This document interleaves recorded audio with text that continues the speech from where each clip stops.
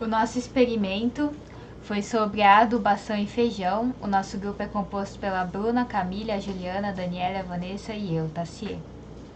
O nosso trabalho aborda a análise do desempenho agronômico das cultivares de feijão, carioca e tuiuiu em diferentes tipos de adubação.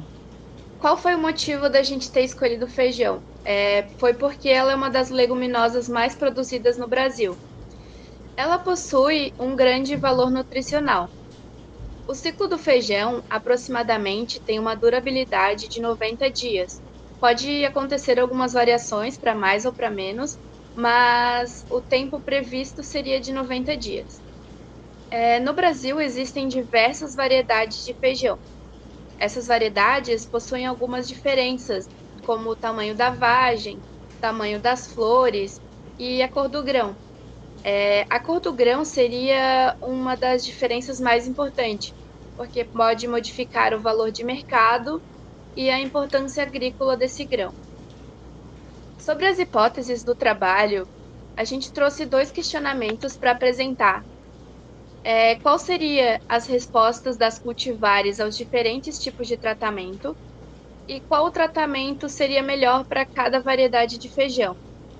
Bom, a respeito dos materiais e métodos, nós temos a área experimental, que é localizada na Fazenda Experimental da Ressacada e é pertencente à UFSC.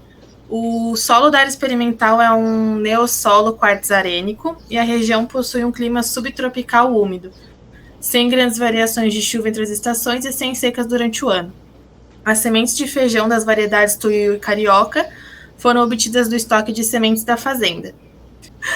A respeito do delineamento experimental, foi usado de blocos completos casualizados, escolhidos por sorteio, e foram adotadas 3 repetições, com 3 tipos de adubação: a química, a orgânica com cama de aviário e sem tratamento.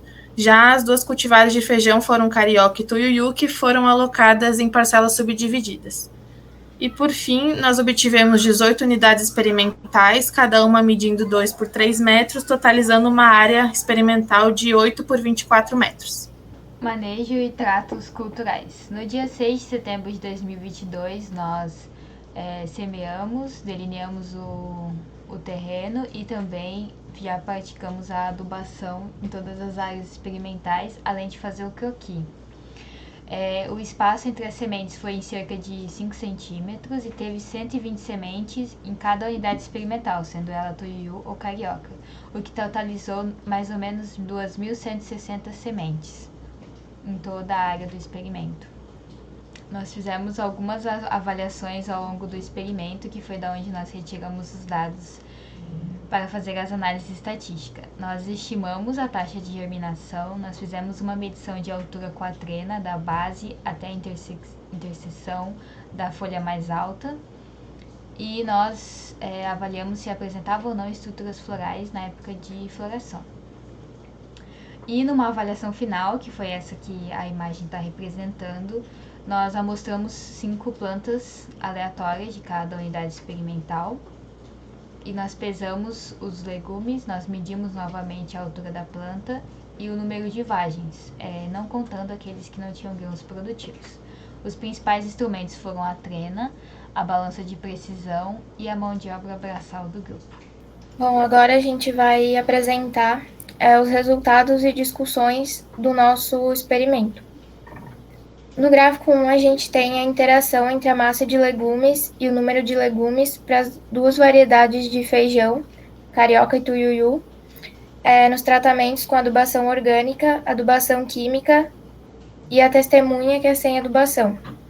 Na adubação orgânica, a gente observa que a cultivar tuiuiu apresentou maior massa de legumes e maior número de legumes, enquanto que na adubação química, a cultivar que apresentou maior massa de legumes foi o carioca, e o número de legumes não diferiu muito entre as 2 cultivares. No tratamento sem adubação, também não houve muita diferença entre as cultivares. De acordo com as análises feitas, a interação entre a massa de legumes e o número de legumes nas diferentes adubações, ela não foi significativa. No gráfico 2, a gente tem a relação da variável massa de legumes das 2 variedades de feijão com as respectivas adubações. Então, na adubação orgânica, não diferiu entre as duas cultivares. Na adubação química, a massa de legumes maior foi da cultivar carioca.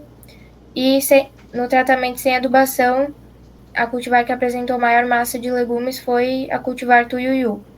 Porém, segundo as análises, também essa variável não se mostrou significativa para as diferentes cultivares. Bem, no gráfico 3, foi utilizada a relação da altura das duas variedades de feijão em cada respectivo bloco, onde H1 é o carioca e H2 tuiuiu. Observando o gráfico, pode-se ver que em relação da altura do tuiuiu no bloco E2 e no E3, eles não diferiram, apenas no E1 com 118,2.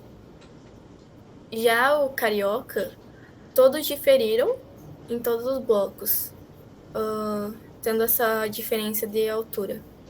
No gráfico 4, é a relação da altura de planta nos tratamentos com adubação orgânica, adubação química e sem adubação. Observe-se aqui no adubação orgânica e na adubação química não diferiu os valores de 50,7 e 49,2, apenas o sem adubação, que foi 38,9.